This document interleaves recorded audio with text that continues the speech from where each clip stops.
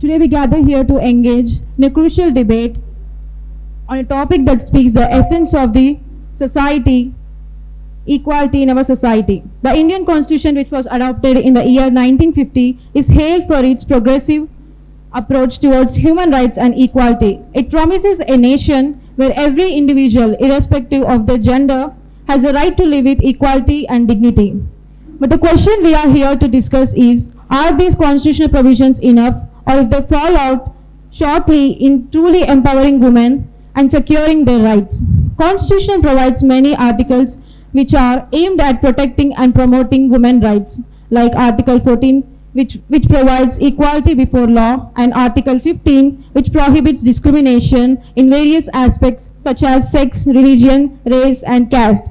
And Article 39, Clause C, mandates equal pay for equal work. And there are also some special initiatives which were taken by the Government of India, like National Commission for India, which was launched in the year 1992, which monitors all the problems related to women and reviews the existing legislation and suggests amendments which are further necessary. And there are also some special initiatives such as National Plan for Action for the Girl Child, which ensures the protection, development, and survival of the girl child. However, while these provisions are groundbreaking in their intent, there is a pressing need to examine whether they are fully implemented in practice. Do these provisions sufficiently address the deep-rooted societal, economic, and cultural challenges that women face? Are these laws strong enough to combat issues such as child marriage, dowry, gender-based violence, and work discrimination? As we debate today, we must ask ourselves, are these constitutional provisions adequate in addressing the complex and intersectional realities of women's lives? And how can we ensure that the rights of the women are not just only protected on the paper, but actively realized in every corner of our society? Do you know that the person who is the father of women empowerment is a man, and his name is Sir Dwarakanath Ganguly. And the father of our Indian Constitution, B.R. Ambedkar, had quoted that he measures the progress of a community by the progress which women have achieved. Even he thought about women empowerment, and the first woman who fought for the women's rights is Savitribai Phule, and she is known as first women's rights activist. And lot many freedom fighters have fought for women's rights and brought these provisions for us. Now let us approach this debate with an open mind and a commitment to critically assess how we as a nation can truly empower women and build a gap between constitutional promises and the lived realities of women across India. Now I invite the moderator, Ms. Saudandini, to carry on the debate further. Good afternoon, everyone. We are delighted to have you join us for this important discussion, Provisions of Women in the Indian Constitution. It is now my pleasure to invite Ms. Evangeline to grace the stage with her expert speech. Good afternoon, everyone. I'm Siri Evangeline. I feel privileged to address this gathering with immaculate information and rudimentary clarity of women empowerment, and as it has its own legitimate victory for the future. So as per why we are here gathered today, we are here to witness the debate and discussion over controversial topic like constitutional provisions provided for women in India. So what is women empowerment and how is it implemented by the Indian government? So women empowerment means marginalizing power in women and girls so that they can play a significant role in the society. And women must be given a fair chance so that they can come up in life. And to promote this participation of women in society, a well-known organization like UNO declared March 8th as International Women's Day. And did you know that the theme of 2016 was Planet 50-50 by 2030? Step it up for the gender equality. And the famous women quotation saying that equality is our right, not a privilege, is heard all over the world loud and clear. So there are many advantages and disadvantages coming to this controversial topic of constitutional provisions provided for women in India, because many of them are misleading and making the women not more than innocents, but they are making them actually criminals actually, but making men innocent men suffering from unnecessary punishments. So let me give you a brief idea about the articles which give us the idea of constitutional provisions provided from Constitution of India. There are 14, 15, 16, 39 and 42. So Article 14 is right to equality, and it gives the equality in social, economical and political spheres. And Article 15 gives you the right and the prohibition of discrimination of any citizen on the grounds of religion, caste, race and sex, etc. And Article 15 Clause 3 also allows the state to make special provisions for women and children. And Article 16 gives the equality in opportunity in public appointments for all its citizens. And Article 39A states that the state should direct its policies towards every citizen, including men and women, to the rights to the means of their livelihood. And Article 39C ensures equal pay for equal women, for equal pay for equal work. And Article 42 ensures just and humane working conditions. And there are five components of women that are the basis for the women empowerment, and they are sense of self-worth of women, right to choose and have choices for the women, and right to have self control of their own life, both inside and outside the life of the woman, and the right to have ability to direct the society. These are the few components of the women. The debate will make us ponder to which side we should stand on. And coming to the achievements of women, there are a few people who I should definitely mention. Coming for the foremost, Marie Curie, the first woman scientist to ever discover polonium and radium, and she championed the radiation in using medicine. And she is also the person who made us understand the different views of radioactivity in the elements.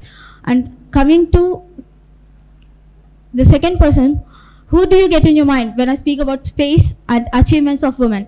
Kalpana Chawla, Indian-born American astronaut who is the first Indian descent to go to space. And the third person would be Arunima Simha, who you must have been introduced to during your intermediate and high school.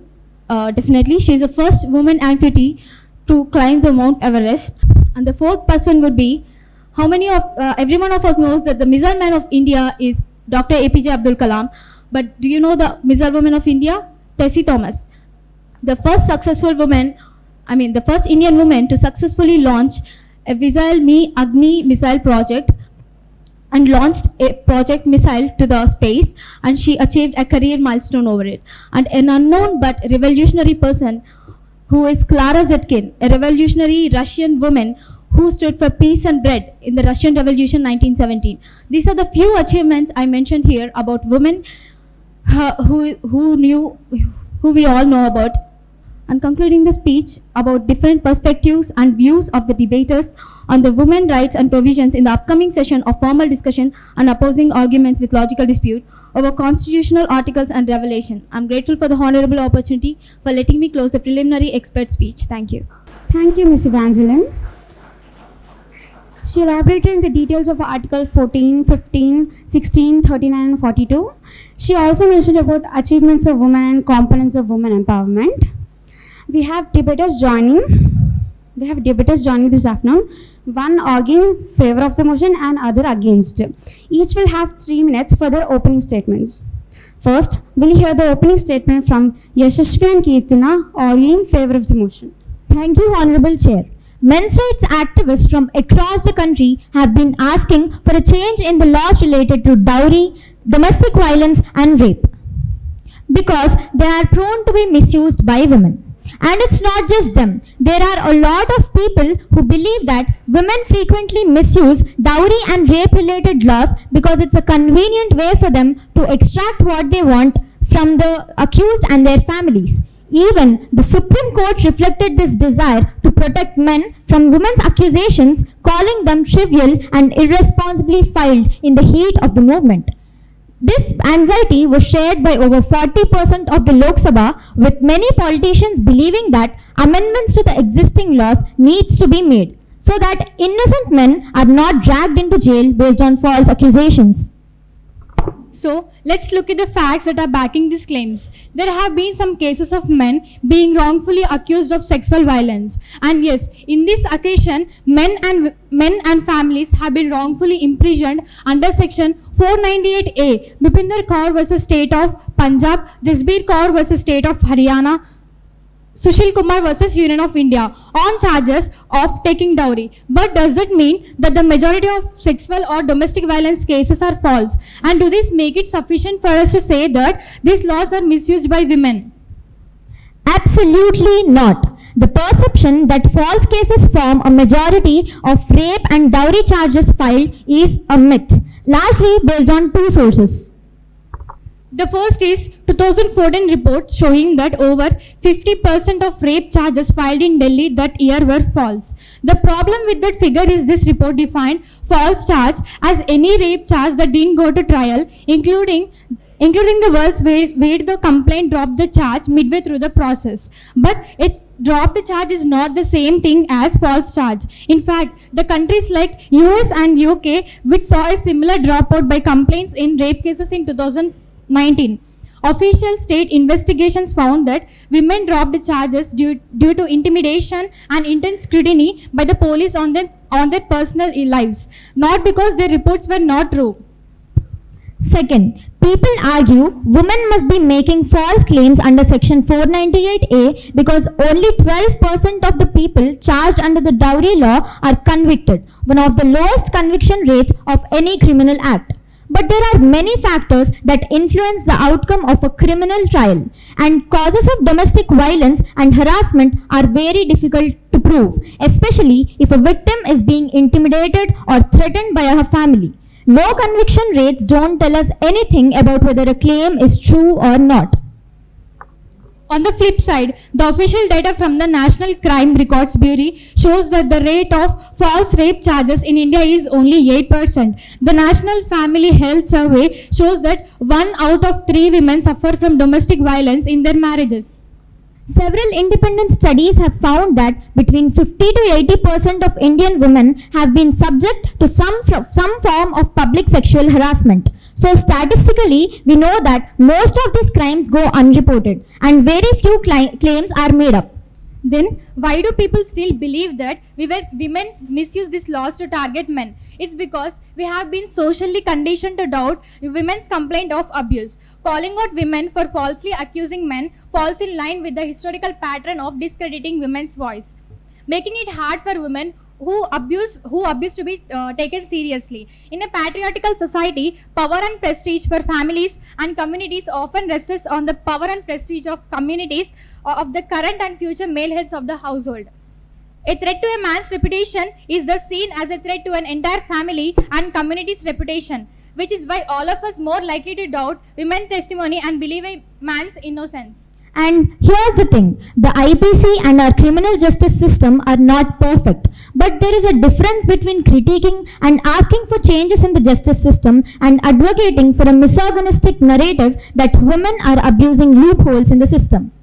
The definition of feminism is not letting a woman be whatever a man can be, but letting a woman whatever a woman wants to be. Keeping a check on number of women-related cases, the government of India provides crucial rights to women. The laws that protect women from abuse, assault, and harassment are a result of years of feminist activism, and there's still a long way to go before women are truly equal in the society. Between now and then, the most important thing we can do is to believe women when they bravely speak up about the abuse they face in their families, and to make the entire system kinder and more supportive towards victims of these crimes. Not only taking up protests about women-related issues, we all need to work towards it. Our government has taken several steps to address these issues, like Hindu Succession Act. In this act, daughters also have equal rights in the property of their parents, just like their sons. Section 66. Factories Act 1948. In this act, women cannot work in factories before 6 a.m. and after 7 p.m. Domestic Violence Act 2005. In this act, the government provided protection from physical abuse at home by husband, live-in partner, or other family members. Section 509 and 294 of IPC. Under this, women can take action against eve teasing. In fact, women do not know about this. It is a crime in India. Feminism is not about making women strong. Women are already strong. It is about changing the way the world perceives the strength.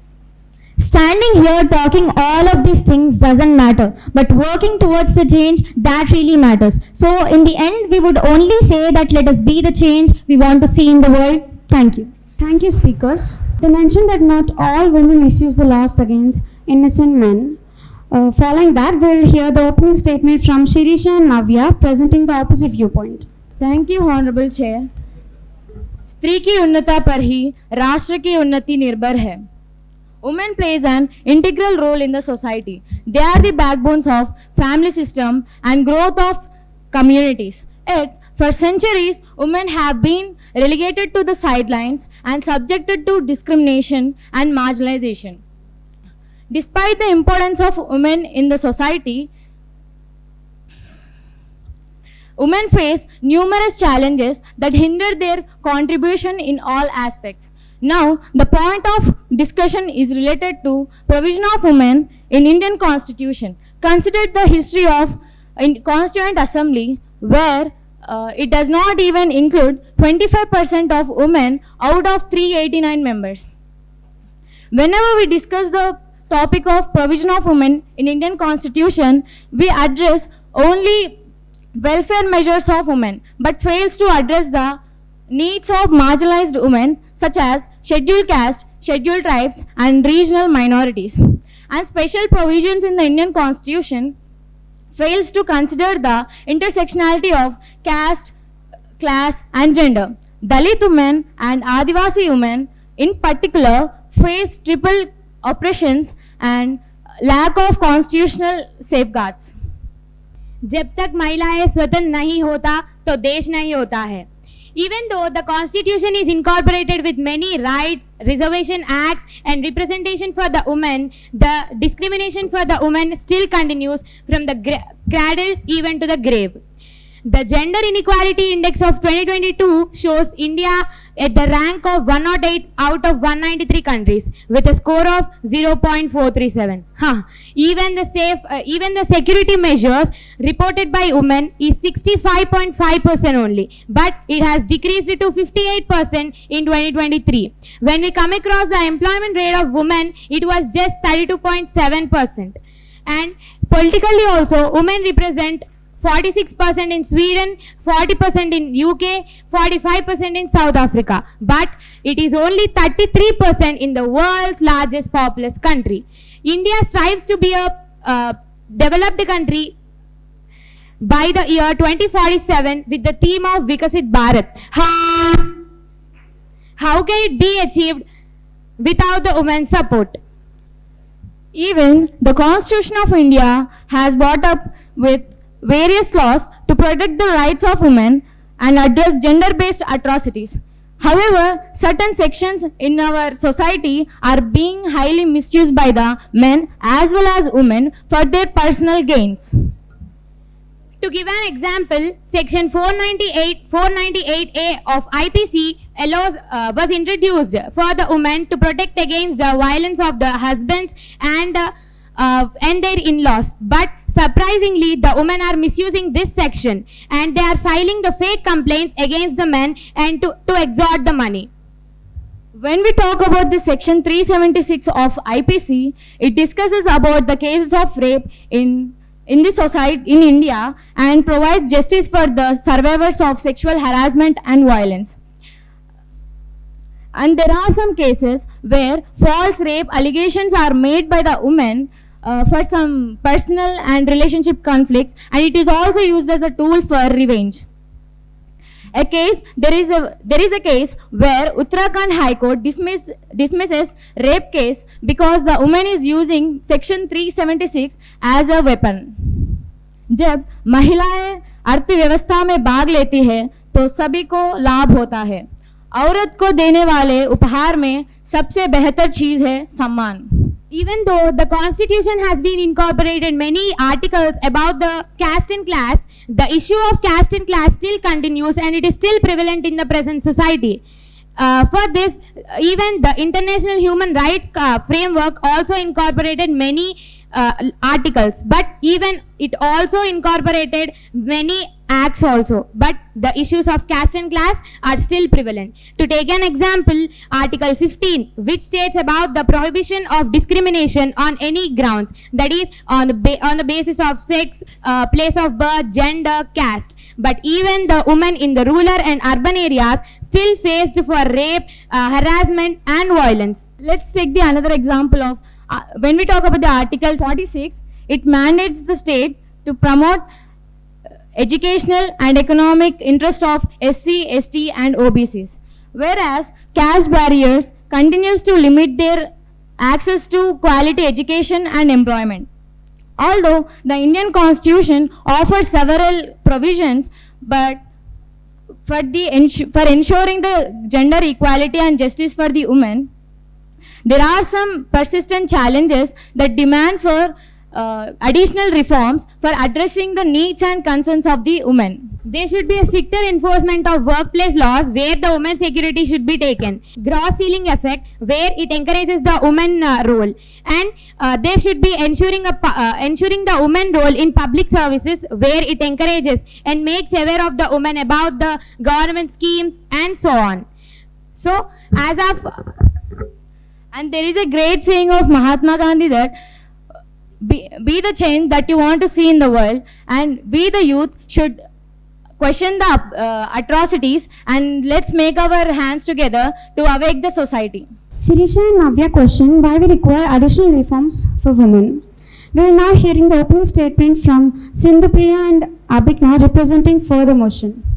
Thank you, Honorable Chair and respected dignitaries present over here. Today, we gather here to give a brief note about the incredible progress government had made in empowering women and promoting gender equality.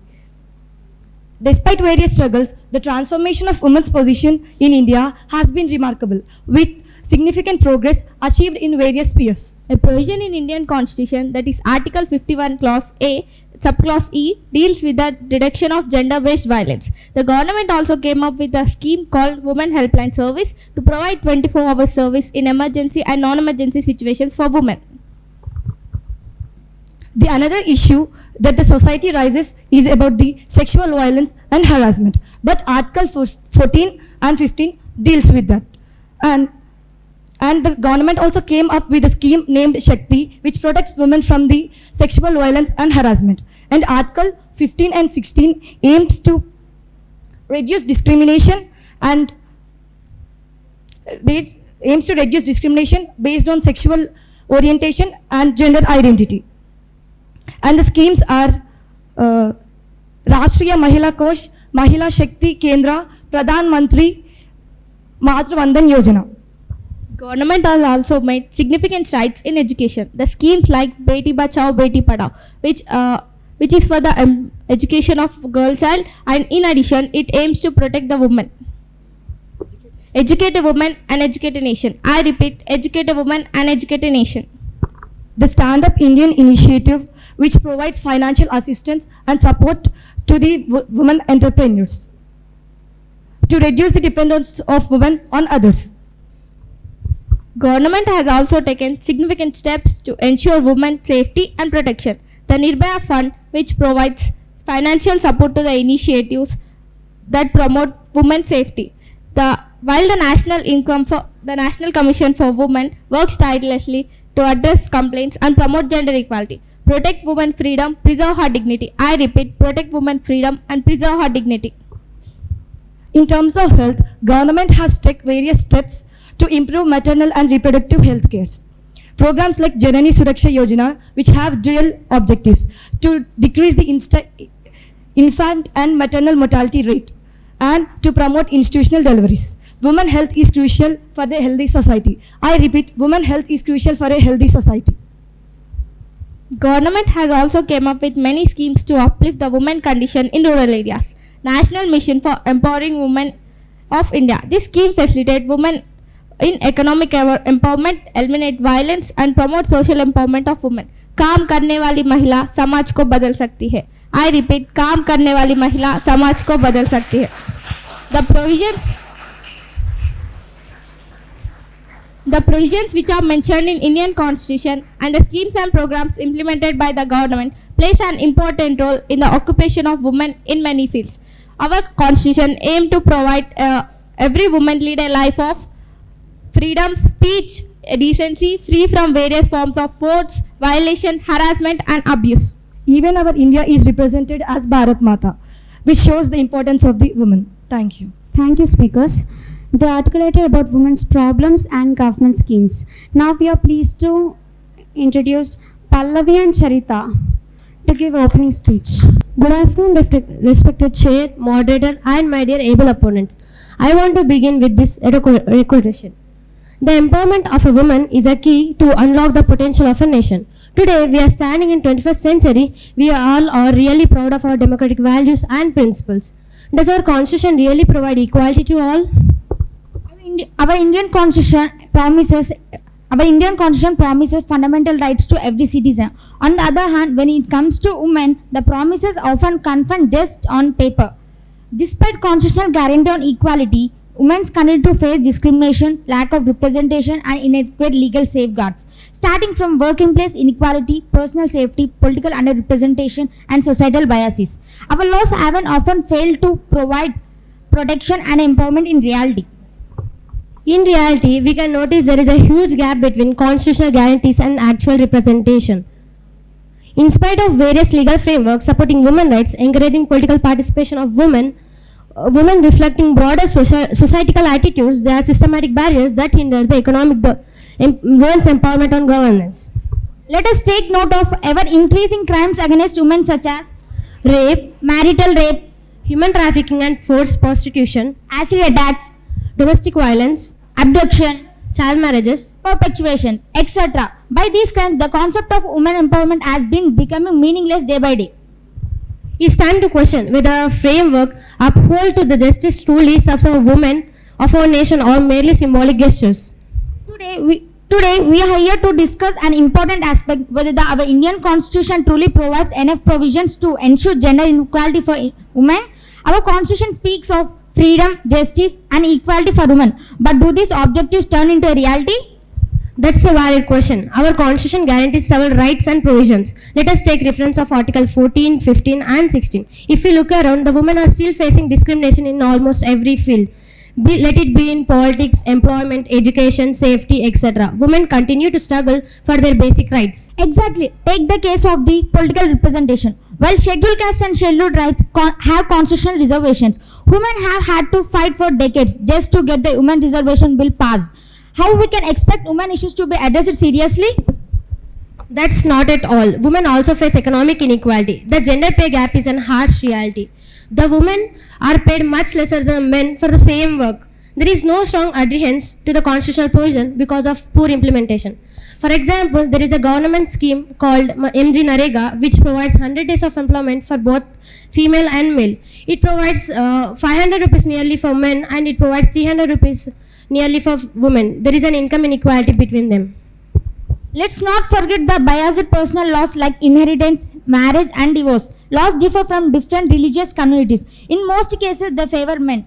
Article 44 suggests that uniform civil code. Why hasn't it been implemented?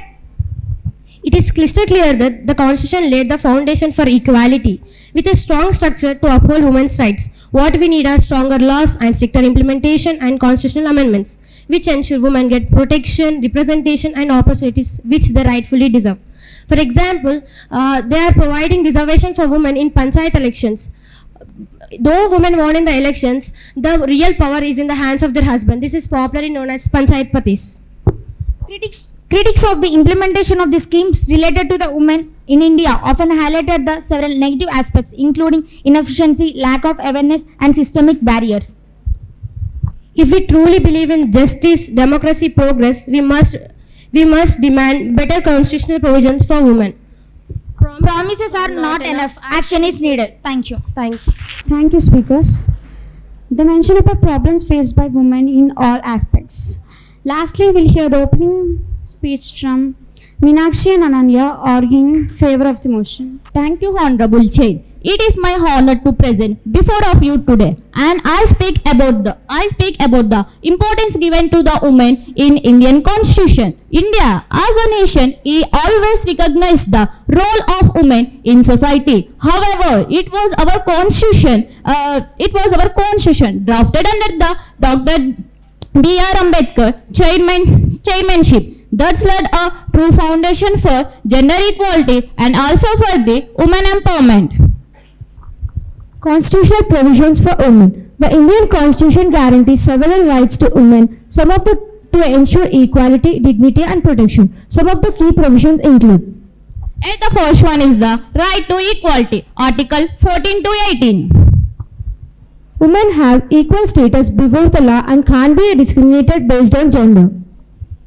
Right against discrimination, Article 15. The state government can make special provisions to uplift women.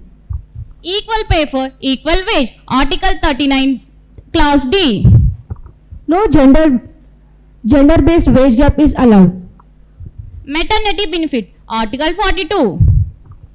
Government must ensure maternity relief for working women. Reservation in local governance. At least 33% of seats in panchayats and municipalities are reserved for women. Some of the real-life case studies. Vishaka Guidelines. Which later became the Sexual Harassment at Workplace Act 2013. A social worker was raped while fighting for a woman's right, and the Supreme Court recognized the urgent need at workplace safety measures. This case was reinforced by the Article 21 and 14. Lakshmi versus Union of India in 2013. Justice for acid attack survivor. Lakshmi, an acid attack survivor, filed a petition demanding for street law on acid said and better compensation for the victim. It led a strong punishment under the IPC, which stand for the Indian Penal Code, and relief under the Article 21. Equal rights to ancestral properties. In a landmark judgment, the Supreme Court extended daughters' right to inheritance ancestral property, even if the father passed away before the enactment of the Hindu Succession Act in 1956. This decision reinforced by the article mandate of equity and ensured that daughters are treated as par with sons concerning inheritance right. Additional laws and government schemes. Over the year, the government has introduced various laws and initiatives to strengthen women laws. The Dowry Prohibition Act 1961. Criminalized dowry is banned. Protection of Women from Domestic Violence Act 2005. Provides safety and legal resource for women who are facing domestic abuse. Sexual Harassment of Women at Workplace Act 2013. Protection of women at workplace from sexual harassments. The Beti Bachao and Beti Padhao encourage education and survival of the girl child. The Sukanya Samriddhi Yojana promote financial saving for girl child. Mahila E-Hut, a direct online marketing platform to support women entrepreneurs, farmers and a small self-help group to showcase their product and the service, thereby promote a financial inclusion. The Indian Constitution provides a strong foundation for women empowerment, but it's true, strength lies in how we can implement and uphold these laws in the society. Let's work toward a future where every woman in India enjoys a equal right, dignity and opportunity as enshrined by our Constitution. At last, we conclude with a quotation. Narinam Pragati Reva, Rashtrasya Pragati Bhavati. It means that the progress of women is the progress of the nation. Jai Hind. Thank you, speakers.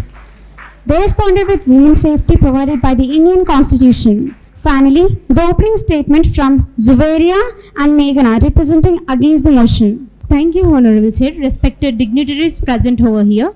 A major criticism of the Indian Constitution regarding women's rights is that while it includes articles guaranteeing equality, the practical implementation and enforcement of these provisions are often lacking and leading to persistent gender inequality in society.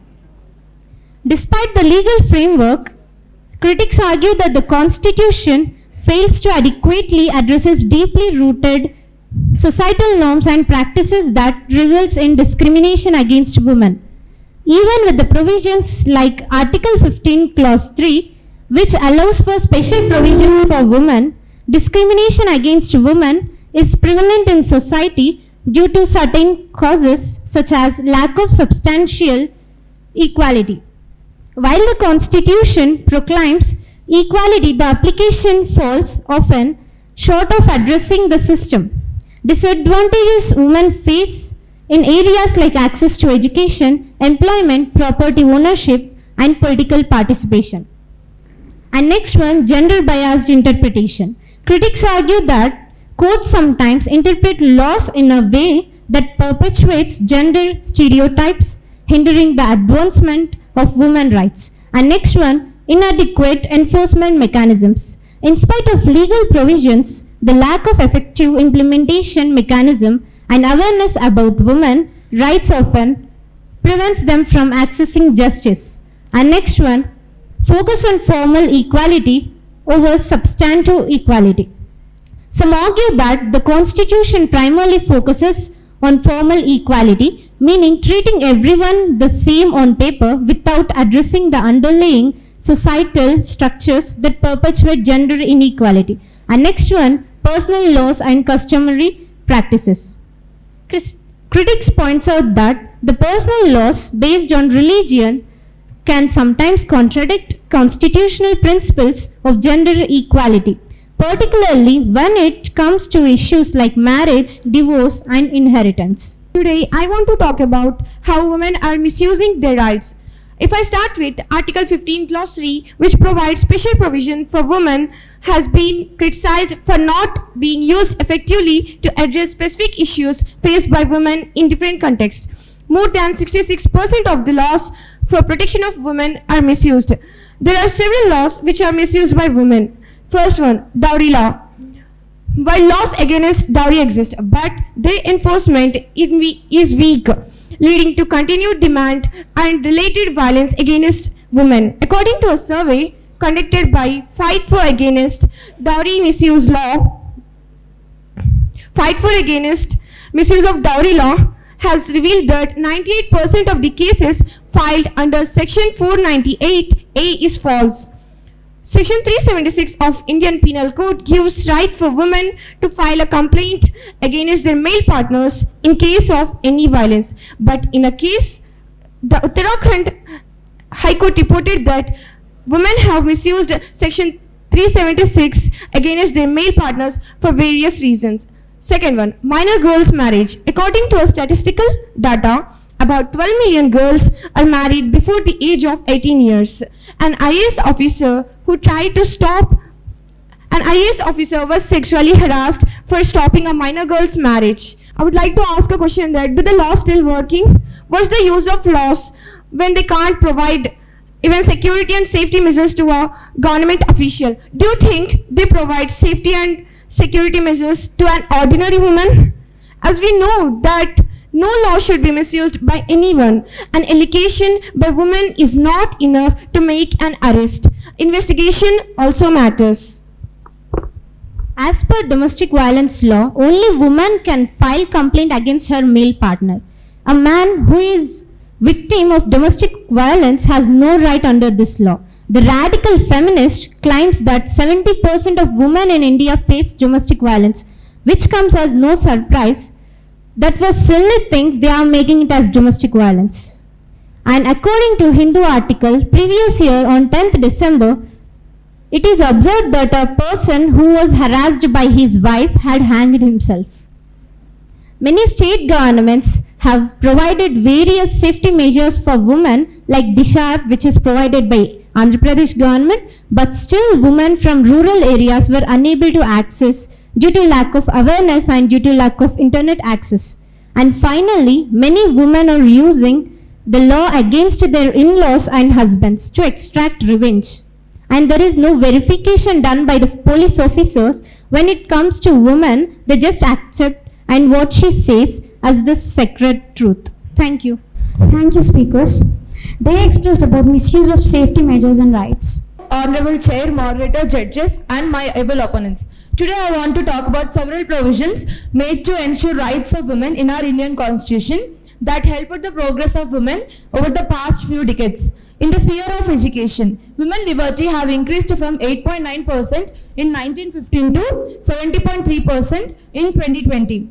Let us talk about constitutional provisions of women in our Indian Constitution on education, like Article 14D, which sets out the right to education of rural women, which also includes the right to obtain all types of training and education. And let us go to the constitutional provisions of women related to politics. 73rd Constitutional Amendment Act, passed in 1992 by our Indian Parliament, ensure 1/3 of the total women seats in all elected offices in rural local bodies. Example, in India, like Indira Gandhi, Sonia Gandhi and Pratibha Patil held in top positions in Indian government. Next, provisions of women in our Indian Constitution related to employment to protect women's rights in the workplace. Example, Women Equal Remuneration Act 1976. Maternity Benefit Act 1961 provides paid leaves to eligible women employees. Women provisions in our constitution related to healthcare. National Rural Health Mission 2005 improved women's access to healthcare.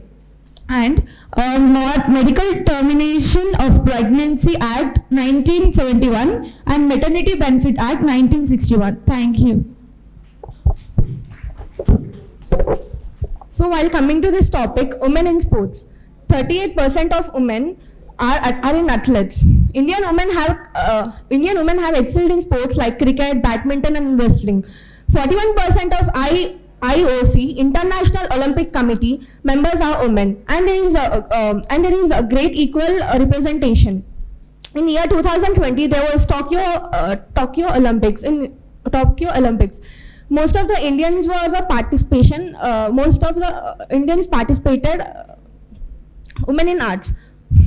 Women like Subbalakshmi, Lata Maheshwari, and have excelled in cinema and literature. Modern India, women are the result of pre-independence and post-independence. In the efforts of social reformers in every field, she is given equal rights and opportunities. Entrepreneurship. Loans under Mudra Yojana scheme for women can be used to set up a new business, expand an existing business. Women can have loans up to 30 lakhs and there will be age limit of women of 18 years. It's a responsibility to ensure that all the provisions are working, implementing effectively, and women are able to exercise their rights freely. We must work towards creating a society where women are treated with dignity and respect. Thank you. We'll now hear the closing statement from Harshita and Afsar representing against the motion. Thank you, Honorable Sir. As debate has continued discussion regarding provision and acts about women, which provided by Indian and or state government are not properly implemented in Type 2 and Type 3 levels. My simple question here arises that, are these all provisions really implemented at the ground level? Definitely not. This is the major problem where the changing of the mindset of the society is very difficult, which is also acceptable, yeah, but the provisions often exist just to satisfy people with laws and rights, remaining are merry words. Without effective implementation, this impact is minimal. Yeah, the women generally suffer from this common mindset, especially in highly practicing spiritual states like Rajasthan, Uttar Pradesh and Bihar, still struggles with changes.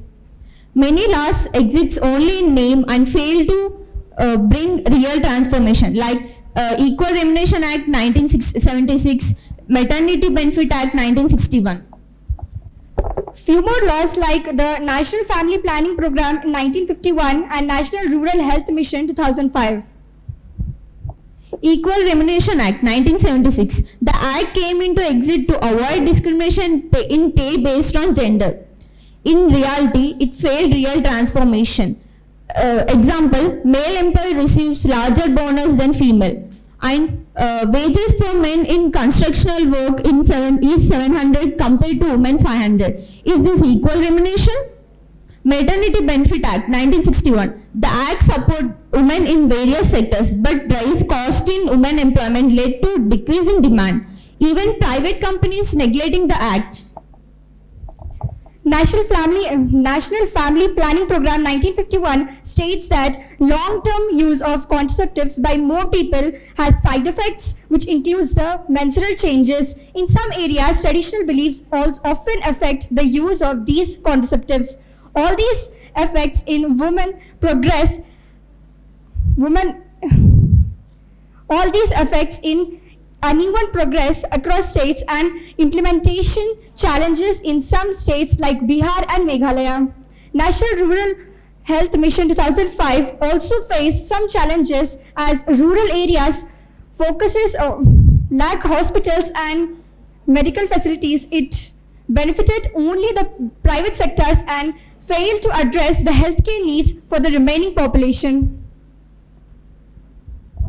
Now let's talk regarding literacy rate of women, where in patriarchy, girl child is seen as burden rather than blessings. It was main reason for female illiteracy, and it tied with literacy rate among women in India. The data of National Family Health Report 2023, the rate 70.30% is a female literacy rate, beyond lower than general literacy rate of 77.7%. Another example here is that Mahila Ehal entrepreneurship, which states the barriers faced by women in starting and growing the business is the low access to the finance, difficulty in finding customers, and most importantly, the time management in between both personal and professional life, which this report is taken from Alison Roos' review report. Thank you. Thank you, speakers. For the proposition, our final speakers are Hansika and Meghana, who will summarize their team's argument. Thank you, respected Chair. After hearing all these arguments and questions, I want to conclude by a few statements. The first point I'll put forward is that now there are very less cases of domestic violence, dowry deaths, and other old customs compared to many years ago. In ancient and medieval period, women were kept under pardas and practiced sati system and denied education.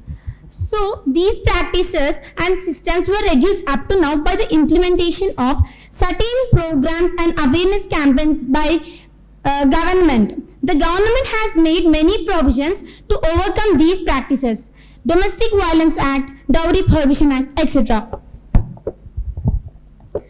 Women are leading a happier life than before. They don't compromise if marriage does not turn out well. They are becoming self-dependent and their health is better as compared to earlier decades. Women are now entering into the job markets and showing their skills in even non-traditional sectors like the police, defense, administration, media and research fields. The government of India has also taken various steps to ensure empowerment of women through their social, educational, economic and political uplifting through various systematic interventions.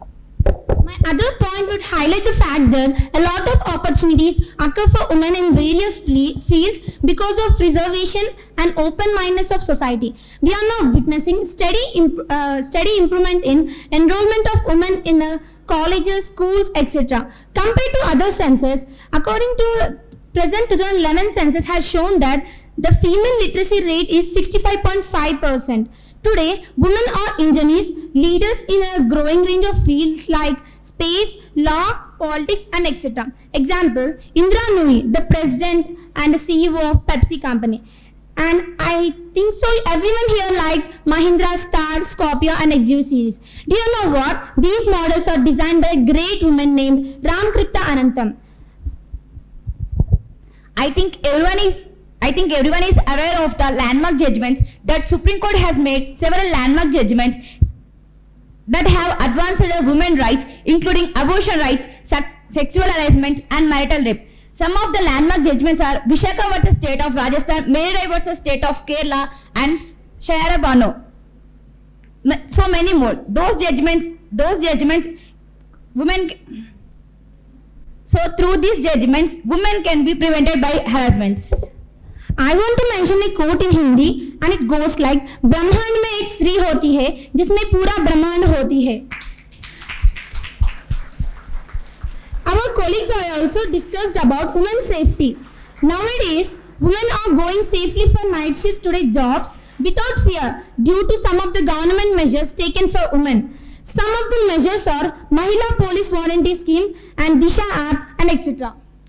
So by these ways, government is assisting the women development. In today's society, women are showing their presence in every field. Thus, I conclude by saying that the steps being taken for women empowerment in today's society are benefiting women in their upliftment and progress. Thank you, speakers. Representing the opposition, Bhavani and Sumaya will present their closing statements. Respected Chair, dignitaries and my able opponents and people present over here. By listening arguments from both sides, we came to conclude that violence against women remains a critical global issue deeply rooted in gender inequality and social norms. Accordingly, this violence requires comprehensive strategies that promote human rights.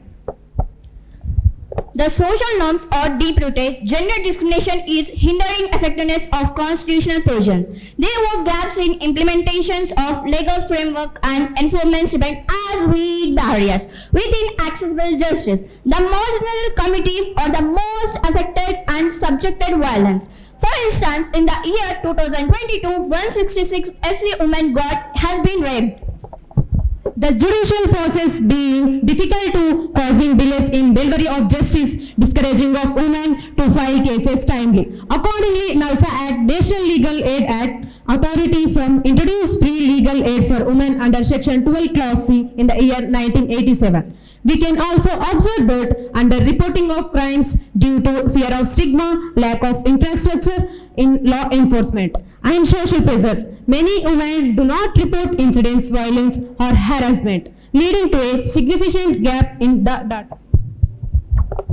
Though the problem of emotional, physical and sexual abuse of children in India is increasing, it has failed to capture the attention of psychologists and psychiatrists in our country. The internet abuse is increasing fastly in social media, but we are not able to control it. Social abuse of girls like kidnapping girl child and forcing them to beg in streets. In January 1997, 76 children, most of them girls, were between the age group of 5 to 12 years were deported from Saudi Arabia to India. What is important in a case like this? How did they reach Saudi Arabia from India? For exporting girls abroad? What they use for sexual gratification? What they use for girl smuggling or hawala operations? This type of child abuse calls for deep scrutiny. The findings of the study reveal that children are abused not only physically and sexually and emotionally. 70% of abused girls never reported the matter to anyone. Out of 69% girls physically abused in 13 sample states, 53 girls were reported having faced one or more sample forms of sexual abuse. Children in Assam, Andhra Pradesh, Bihar and Delhi reported the highest incidence of sexual harassment. The problem of crime against women is not new. Women in the Indian society have been victims of immortalization, torture, exploitation for as long as we have written records of social reorganization and family life. Countless women still continue to be victims of violence. They are beaten, kidnapped, burnt and murdered. They come under IPC. While for crimes, the local and special laws are Commission of Sati, Dowry, Prohibition and Immoral Traffic. It is representation of women. Who are the women? Who are the victimized? Who are the victimizers? Are the perpetrators of violence? Where do the seeds of violence against women lie? National Crime Records Bureau Crime in India 2012 report, rape is the fastest growing crime in India and has increased 92% in the year 1971-2012. Treatment can be seen both as more efficient and more humanitarian. Dowry deaths either by way of suicide by a harassed wife or murder by the greedy husband and in-laws have indeed become a cause of great concern for parents, legislations, police, courts and society as a whole. Not a day passes when one does not read about a girl being harassed, tortured, killed or driven to suicide because of dowry. And yet how many of the accused are punished? For instance, in the year 2022, dowry deaths are approximately 6.4 thousand. Domestic violence. Violence in the family acquires primarily by men against violence. Violence against women has been increasingly acknowledged to be a serious issue in terms of both magnitude and effect. To conclude that it is despite hectic planning, welfare programs, legislation and administration action in the past decade, a large majority of the women continue to remain in distress and turmoil. Empowering women in all dimensions, be it individually, educationally, financially, and increasing awareness about opportunities that women, as in the country, can help to reduce crimes along with this development. Thank you. Jai Hind. Thank you, speakers.